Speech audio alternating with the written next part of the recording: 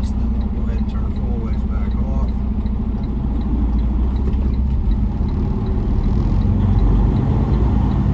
That's a good hint for you too, regardless whether you drive a truck or some other kind of vehicle. If you come to stop traffic like that, put your full ways on. It just helps get the attention of the people behind you.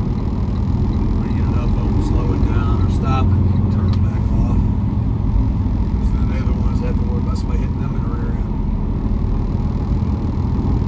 Get the same stuff coming up here.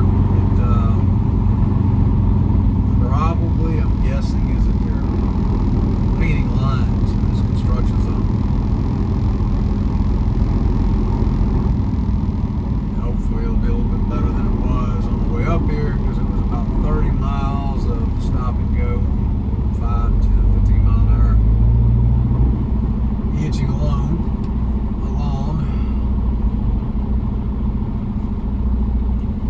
But that's also part of trucking.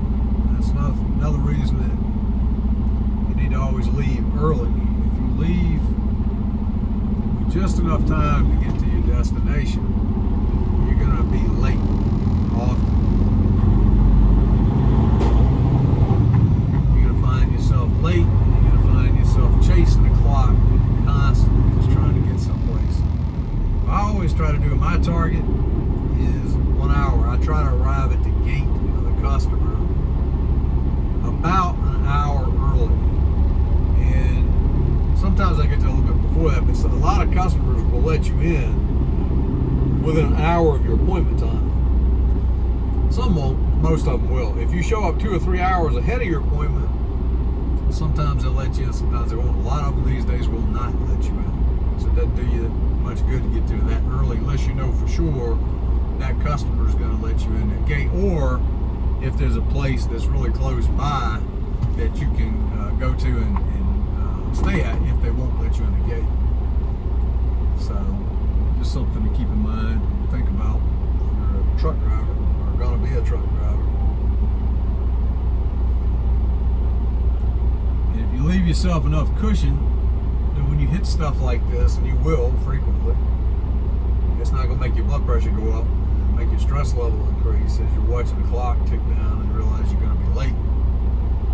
And we're good because we got to the customer an hour early in spite of the traffic backup, and they put us in a door immediately and went ahead and unloaded it. And I think the appointment was 1300, and by 13:15 approximately, we were empty, had our paperwork, we're headed out the gate. So 15 minutes after the actual appointment time, we were leaving the customer. And we're done for today. We're actually done for the weekend, so got plenty of hours left on the clock to make it back to the yard. So, no stress, not in any hurry. Not a big deal.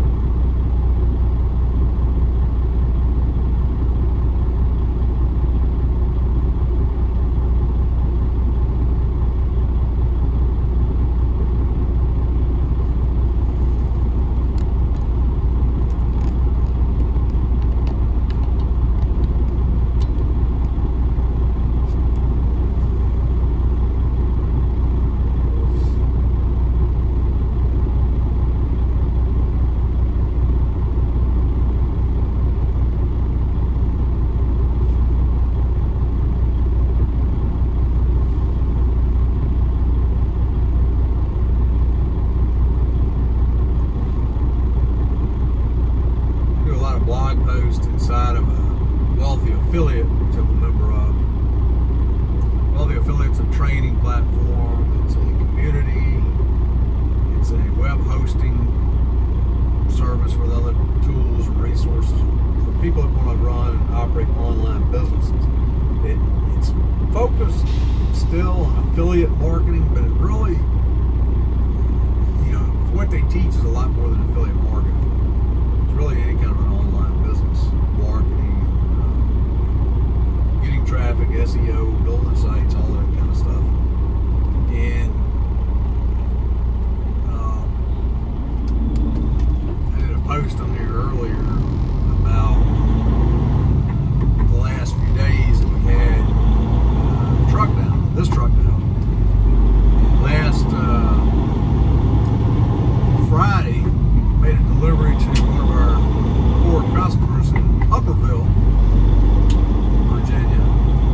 Upperville, in case you're not familiar with that, is not too far outside of DC. I don't know exactly how many miles, maybe 50 miles, 45, 50, 60 miles, something like that.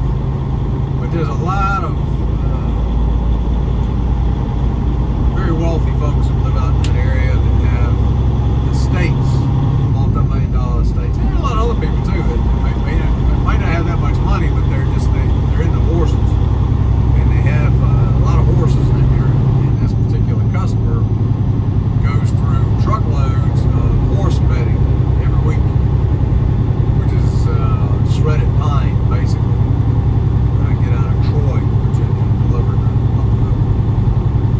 So I made a delivery in Upperville last Friday, and was getting ready to leave the customer, and pulled out into traffic. And the road that runs through there is US 50. And in that area, it's just a little too like a blacktop road, but it is an amazing amount of traffic on that little road that's supposed to be somewhat out in the country, especially on a Friday afternoon. And as I went to pull out into the road, the truck died. I mean, it came to almost a complete stop. That's odd. That's not good. And mashed on the accelerator, and it started to go like it wanted to accelerate, and then it died back down to about 5 miles an hour again. And it would not run more than about 5-6 miles an hour. And there's no place to turn around once you're out on that road. I couldn't back up into the customer's lot. A crap load of cars behind me. And there's trees and fences and all kind of stuff. There's no place right there that you can pull over and get out of the roadway. So I just had to limp the thing along as best she could run. Like I said, it's about 5 miles an hour, occasionally maybe 7, right around 5 miles an hour. Much to the chagrin of all the people that were stuck behind me, and more people getting behind me with every minute that went by. And it's not really safe for any way that they can go around either, because there's hills and curves in that area. So, we're all kind of stuck a little bit. I'm sure they were talking about my heritage and anything else that they could think of negatively. That's fine. I get it. I understand. But, so we just put the four-ways on, and limped up the road until I got to a wide spot, which was not too far from the base of the mountain. Right where 17 and 50 meet at. And was able to find a place to get off the road. And then I went through every computer reset thing I know to do and more. I had to have the manual for the truck, the engine. Also have a tablet on board, and a Wi-Fi connection, so I went on the internet, on YouTube, everywhere I could. Did everything that you could think of, and then some. And there's nothing that would reset the truck's computer. I knew the computer was limiting it. It was the computer preventing the truck from accelerating and running normal. And what they call it, derating it, which has to do with the pollution apparatus on here. And long story short, after several $1,000s in repairs and towing bills, and replacing the pump for the diesel exhaust fluid, the DEF, having to remove the DEF tank, flush that out, put fresh DEF in it.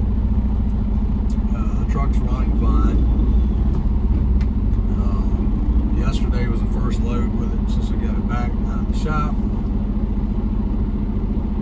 And it was a heavy load also, an identical load to what I had today. Went kind of funny because it went to, both of them went to Carlisle, both of them went across the street from each other.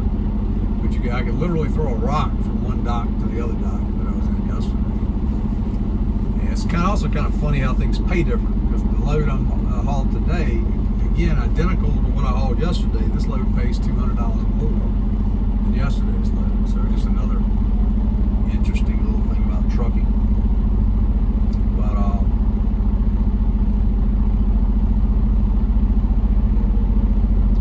you have to take into account if you're going to try to start a trucking company as an independent owner operator is that whether we like it or not, stuff breaks on trucks. Big trucks, big bucks. Something breaks on it. It's not going to be measured in tens of dollars. It's certainly not going to be measured in ones usually. It's almost always going to be measured in hundreds and in thousands of dollars. You know, a relatively minor thing in the shop is going to be $2,000, $3,000, $4,000, $5,000. So if you're trying to start a trucking business and you have zero reserve money, you might want to rethink that. Because the first thing that happens is going to do two things. It's going to make your stress level go through the roof. And then the second thing that's going to happen is unless you can find a way to get that money you need to pay that repair bill, it's going to put you out of business. And normally we have plenty of funds. We normally keep a lot of money on reserve for that reason. But this past month, it's almost kind of a perfect storm because we expended a lot more money than we typically do for other things that are related to our business, but that probably could have been put off. And so we had depleted our reserves down lower than they usually are. We managed to get it taken care of, but it's also a refresher to a lesson that I already know, and I know better. You have to keep high reserves. And when I say high reserves, I'm talking about if you're going to be an independent owner operator, you need to have, in today's dollars, you need to keep a minimum of $10,000 cash money on hand. And ideally, double that or triple that, but at least $10,000 to cover the cost of things that break. Now, so a lot of people say, oh, I can keep that on a credit card. Well, you can, and we do have limits open on business cards to be able to do that, and that will keep you rolling. But if you borrow $4,000 or $5,000 on a credit card and you have no reserves, and then you have something else breaking, it's another $4,000 or $5,000, and you've already got your cards maxed out, you're already up and hocked to your eyeballs, you can see how that's going to be a problem. So it's okay to have, you know, cards available for business purposes, but you need to have cash reserves too. And that's what we're working on right now, is building our cash reserves back up and getting them way above 10,000 and keeping them at above 10,000 at all times as an absolute minimum. And ideally, I would like to have probably $35,000 to $40,000 in reserve per truck. Now, a lot of people might think that's excessive, but like I said, I didn't start doing this stuff yesterday, and I know the kind of things that can happen and what the costs are if something breaks. You blow a tire on the road, roadside assistance has to come out and put a single tire on. That could be $800 or $900. And yeah, you might get somebody that's cheaper, and it's $400 or $500 if you're lucky for a trailer tire or something like that. But you could also want to pay over $800 for a trailer tire, depending on where you're at and depending on whether you have decent services available to you or not. Some of them are not. A lot of people that do roadside repair, it's going to tell you they will charge you the highest possible prices that they can, and you don't have a whole lot of choice. If they're the only ones available, you're either going to pay it or you're going to sit there. And even if if there are other services available and you try to find somebody else, it's still going to cost you more and more time. So every hour you're not rolling, you're not earning money.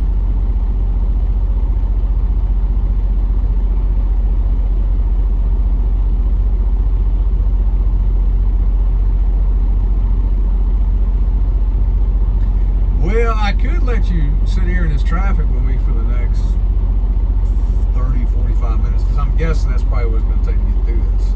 Somewhere between 30 minutes to an hour before it starts flowing again, most likely.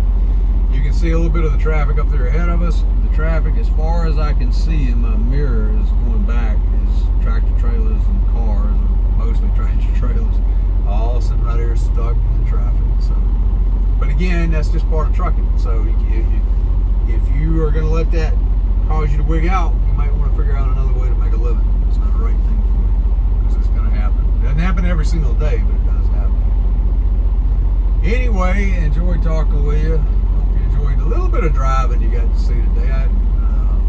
One of the members of Wealthy Affiliate wanted to see some driving. I was trying to show that to them. So, sorry, buddy. I have to make you a driving video later, but we'll get something like it going next week sometime. Thanks for watching. Stay safe. I'll talk to you again sooner than